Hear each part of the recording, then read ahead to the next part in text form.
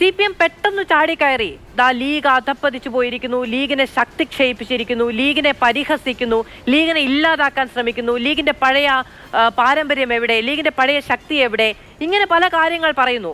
മാത്രമല്ല advocate VR Anoop പറയുന്നൊരു കാര്യം, നിങ്ങളതിനെ സാമുദായികമായി ഉപയോഗിക്കാൻ ശ്രമിക്കുന്നു എന്നാണ്. അങ്ങനെ ഒരു കൈവിട്ട കളി CPM കളിക്കുന്നുണ്ടോ?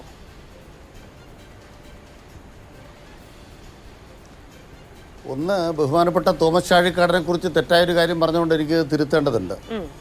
നവകേരള സദസ്സിൻ്റെ വേദി എന്ന് പറയുന്നത് എങ്ങനെ വേണമെന്നുള്ളത് സംസ്ഥാന തലത്തിൽ പ്രോട്ടോക്കോളുണ്ട്.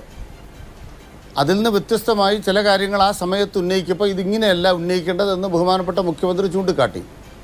അത് ബഹുമാനപ്പെട്ട MP ആ സന്ദർഭത്തിൽ ആ നിലയ്ക്ക് അത് അഡ്മിറ്റ് ചെയ്തു. മാത്രമല്ല, അദ്ദേഹം ഉന്നയിച്ച കാര്യങ്ങളിൽ ഏറ്റവും അനുഭവപൂർണ്ണമായ തീരുമാനം ഗവൺമെൻറ് എടുത്തു. റബ്ബറിന് വില 170 എന്നുള്ളത് 180 രൂപയാക്കി തറവില വർദ്ധിപ്പിച്ചു. അപ്പോൾ തോമസ് ചാഴിക്കാടനെ പരിഹസിക്കാനാണോ കേരള കോൺഗ്രസ് ഉൾപ്പെടെയുള്ള പാർട്ടികൾ, കർഷക സംഘടനകൾ മുന്നോട്ട് വന്ന് സമരം നടത്തിയപ്പോൾ അതിൽ കേരള സർക്കാരിനാകാവുന്ന ചെയ്തു, 180 ആക്കി. അതുപോലെ തന്നെ അത് 150 ഇപ്പോൾ 180 ആക്കിയത് LDF ആണ്.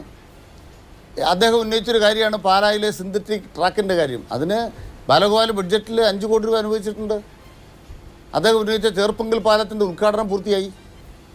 പക്ഷേ നമ്മൾ കേരളത്തിലെ 140 മണ്ഡലങ്ങളിൽ നടക്കുന്നൊരു പ്രക്രിയ എന്താണ് എന്നതിൻ്റെ പ്രോട്ടോക്കോൾ എന്താണെന്ന് മുഖ്യമന്ത്രി ഓർപ്പിച്ചു എന്നുള്ളത് സത്യമാണ്. ആ സത്യം വ്യക്തിപരവുമല്ല, അപമാനിക്കലുമല്ല. അതങ്ങനെ കാണണം നിങ്ങൾ. അത് രാഷ്ട്രീയ പ്രക്രിയയുടെ ഭാഗമാണ്. അതല്ലാതെ ഇന്ന് ബഹുമാനപ്പെട്ട KPC പ്രസിഡന്റ് ബഹുമാനപ്പെട്ട പ്രതിപക്ഷ നേതാവിനോട് ബഹുമാനാതിരേകത്തോടെ നടത്തിയ ഇടപെടലുകൾ ഇതൊന്നും LDF-ലില്ല കേട്ടോ. ഞങ്ങൾക്ക് ആ ശീലങ്ങളില്ല. ചാഴിക്കാടനോട് ബഹുമാനപ്പെട്ട മുഖ്യമന്ത്രി അപമാനം കാട്ടി എന്ന് പറയുമ്പോൾ എന്താ നടന്നതെന്ന് അതിൻ്റെ പ്രതിനിധിയായിട്ട് വന്നിട്ട് ഞങ്ങളോട് പറയുകയാണ്. എന്താ പറയുകയാണ്? ഞാനതിനെക്കുറിച്ച് കൂടുതലൊന്നും പറയുന്നില്ല. രണ്ടാമത്തെ കാര്യം, പഴയ കാര്യങ്ങൾ ഓർപ്പിച്ചത് നന്നായി. പണ്ഡിറ്റ് ജവഹർലാൽ നെഹ്റു മലപ്പുറത്ത് വന്നു. അപ്പോഴാണ് മുസ്ലിം ലീഗുമായിട്ടുള്ള സഖ്യത്തെക്കുറിച്ച് പറയുന്നത്. നെഹ്റു പറഞ്ഞു, ചത്ത കുതിരയാണ് ലീഗ്. ഇന്ത്യൻ യൂണിയൻ മുസ്ലിം ലീഗ് ചത്ത കുതിരയാണെന്ന് CPM പരിഹസിച്ചിട്ടുണ്ടോ? ഇന്ത്യൻ യൂണിയൻ മുസ്ലിം ലീഗ് ചത്ത കുതിരയാണെന്ന് നെഹ്റു പറയുകയും ലീഗിനോട് ധാർഷ്ട്യത്തോടെ പെരുമാറുകയും ചെയ്തൊരു ഘട്ടത്തിൽ ലീഗും പെരുവഴിയിലായി. ആ ഘട്ടത്തിലാണ് 1965 CPM ഒരു നിലപാട് സ്വീകരിച്ചു. എന്താണ്? പരസ്പരം മത്സരിക്കേണ്ട, മുന്നണിയായിട്ടില്ല. അത് പിന്നീട് വികസിച്ചു വന്ന് CPIയും CPM-ഉം ലീഗ് ഉൾപ്പെടെ 67 മുന്നണി ഉണ്ടായി. അതിൻ്റെ ഭാഗമായി കേരള ചരിത്രത്തിൽ ഏറ്റവും വലിയ സപ്തകക്ഷി മുന്നണിയും അതിൻ്റെ വിജയവും 1967 ചരിത്രമാണ്. അതിന് മുമ്പൊരു സംഭവം ഉണ്ടായി. 1960 മുസ്ലിം ലീഗിൻ്റെ നോമിനി സ്പീക്കറായി ബഹുമാനപ്പെട്ട CH മുഹമ്മദ് കോയ. സ്പീക്കറായപ്പോൾ കോൺഗ്രസ് ഒരു കണ്ടീഷൻ എടുത്തു, സ്പീക്കറായിരുന്നോട്ടെ, തൊപ്പി വെക്കാൻ പറ്റത്തില്ല. എന്ത് സംഭവിച്ചു? CH മുഹമ്മദ് കോയയുടെ തൊപ്പി ഊരിക്കൊണ്ടാണ് സ്പീക്കർ സ്ഥാനം കൊണ്ടുവന്നത്. ലീഗിൽ നിന്ന് രാജിവെപ്പിച്ചു. ഇങ്ങനെ അപമാനം എന്ന് പറഞ്ഞാൽ നിങ്ങൾ അപമാനത്തിൻ്റെ പാരമ്യമല്ലേ കോൺഗ്രസ് ലീഗിനോട് കാണിച്ചത്?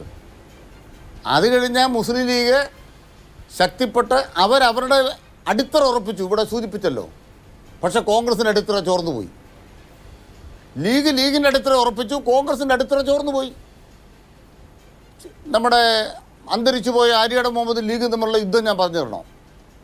ഇപ്പം എന്താ സംഭവിച്ചത്? അതാണ് നമ്മുടെ പ്രധാനപ്പെട്ട വിഷയം. അത് നമ്മൾ നോക്കുമ്പോൾ തിരിച്ചറിയേണ്ട കാര്യം എന്താണ്? ഇന്നത്തെ ആ 3-ാം സീറ്റിൻ്റെ കാര്യത്തിൽ കോൺഗ്രസ്സിന് വില കൊടുക്കേണ്ടി വരുന്നതിന് യഥാർത്ഥത്തിൽ 5 കൊല്ലം മുമ്പ് നടന്ന തെരഞ്ഞെടുപ്പിനോടൊരു ബന്ധമുണ്ട്. ഉത്തരേന്ത്യയിൽ അമേഠിയിൽ കുറ്റി പറയുന്നത് കണ്ടപ്പോൾ രാഹുൽ ഗാന്ധി തെക്കോട്ടൊരു പോക്ക് പോന്നു. രാഹുൽ ഗാന്ധി വന്ന് വീണ മണ്ഡലം ഏതാ? നിങ്ങളെന്തിനാ വയനാട്ടിൽ പോയേ? കോൺഗ്രസ്സിന് ഇന്ത്യ രാജ്യത്താലെ കേരളത്തിൽ ഏറ്റവും വലിയ ശക്തിയുള്ള മണ്ഡലം വയനാടാണ്. അത് ഞങ്ങൾക്ക് തീരെ മനസ്സിലായില്ല. അപ്പോൾ വയനാട്ടിൽ പോകാൻ കാരണം എന്താണ്?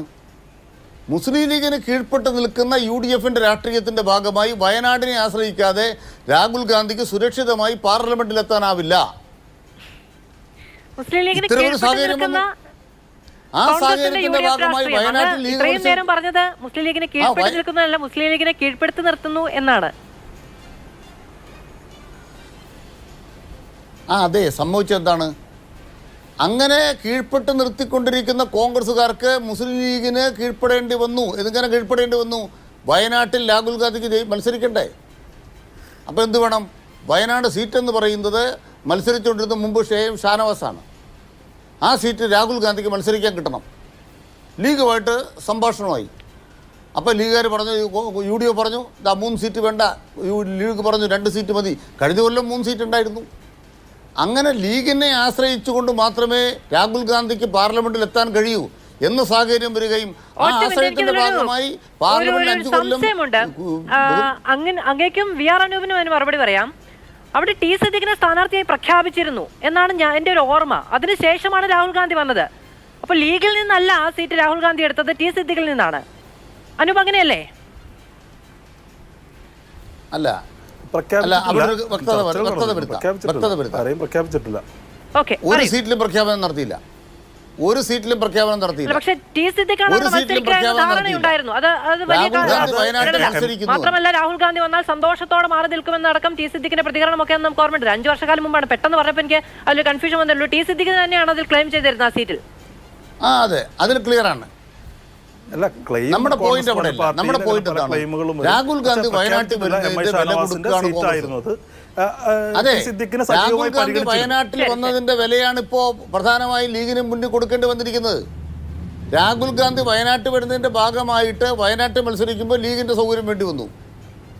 അതിന്റെ ഭാഗമായി കോൺഗ്രസിനുണ്ടായ ക്ഷീണം എന്താണെന്നുള്ളത് ലീഗിന് നന്നായി മനസ്സിലായി. ലീഗിന് നന്നായി മനസ്സിലാക്കിയത് കൊണ്ടും ദേശീയ രാഷ്ട്രീയത്തിൽ കോൺഗ്രസിന്റെ പ്രസക്തി കുറഞ്ഞു എന്നുള്ള ശരിയായ തിരിച്ചറിവ് നിന്നുകൊണ്ടും പറയുകയാണ്, കോൺഗ്രസും ലീഗും ഇടതുപക്ഷവും എല്ലാം കൂടി ചേർന്നാണ് ഇന്ത്യ രാജ്യത്ത് മോദിക്കെതിരായ ഒരു സംവിധാനം ഉണ്ടാക്കാൻ പോകുന്നത്. ആ സംവിധാനത്തിനോടുള്ള അംഗീകാരമാണ് മുസ്ലിം ലീഗിന്റെ അവകാശവാദം.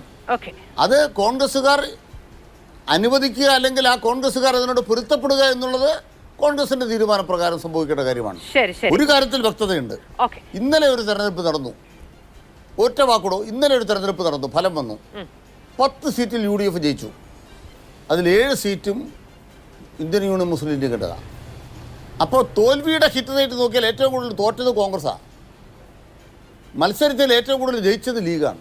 അത് ഇന്നലത്തെ ഇതിൻ്റെ വാർത്തയാണ്. ഇതിനർത്ഥം ക്ഷീണിച്ചുകൊണ്ടിരിക്കുന്ന കോൺഗ്രസ്, അതാണ് കോൺഗ്രസിൻ്റെ സാഹചര്യമെങ്കിൽ ലീഗ് പറയുന്നത് ഞങ്ങൾക്ക് ഞങ്ങളുടെ അടിത്തറ നിലനിർത്താനാകുന്നുണ്ട്. ഞങ്ങളുടെ ആത്മവിശ്വാസം എന്താണ്? LDFിൻ്റെ ആത്മവിശ്വാസം ഞങ്ങളുടെ അടിത്തറ ഉപലപ്പെടുത്തിയിരിക്കുന്നു.